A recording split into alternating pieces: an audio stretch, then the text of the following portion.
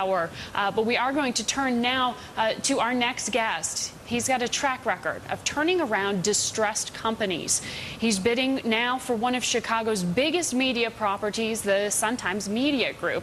Here to tell us about it and the profitability and future of the newspaper industry, we're joined by Jim Tyree. He's CEO of Mesirow Financial. Good morning to you, sir. A lot of focus right now on how you might be able to acquire this paper and actually make it profitable. How do you plan to do so? Well, first and foremost, it's important to be able to get all the constituents on board. We have been chosen as the stalking horse bid to acquire it, and it's a tough situation. So we're now working through organized labor and working through the bankruptcy court and the trustees. It's going to be a very difficult 30 days because it's a very difficult situation. And we really all have to be on board to accomplish this. And our investor group putting in cash for capital expenditures, and our employees to, or the newspaper's employees to be able to understand the current situation and bankruptcy court. And it's a long way to go, but we really think it's a good shot for all of us to save a great institution.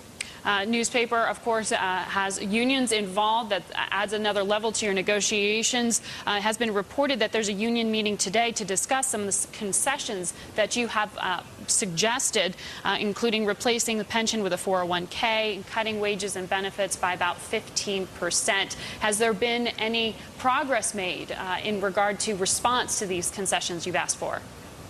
Well, it's a very difficult situation because first folks have to come to the reality that a very difficult reality that on March 31st, when this institution went into bankruptcy, that many of the things that were involved in their negotiated contracts and in for the non-bargain for in their salaries and everything else, it's all gone.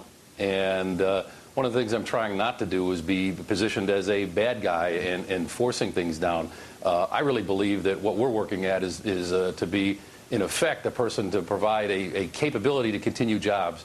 The work rules, the wage reductions, the pension plans and all that, for the most part, are gone as of March 31st. And I believe if we all can move together, we can at least save nicely paying jobs in 1,000 or 1,200 or 1,300, 1,400 jobs.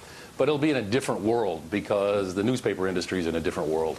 And so we're really trying hard to have folks understand that. And frankly, if they don't, I get it. I mean, if it doesn't work and it doesn't fit for labor, I'll bow out gracefully and help create jobs and support unions and labor in every which way I possibly can. So to be clear there, if you didn't get that 15% concession for benefits and for wages and the transition from a pension to a 401k, you wouldn't be interested in pursuing this?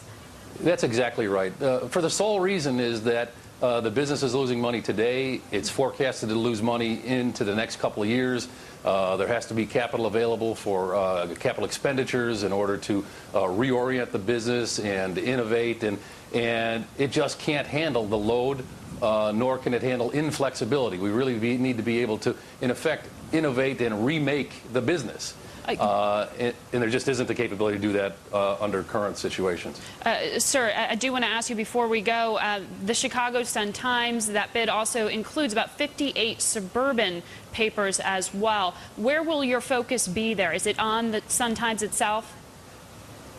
No, absolutely not. It's a focus. This is the previous owners of this institution were terrific at pulling together a great set of newspapers across the Chicagoland region, and I'd really like to see that continue on and, in effect, get we've got to take a break.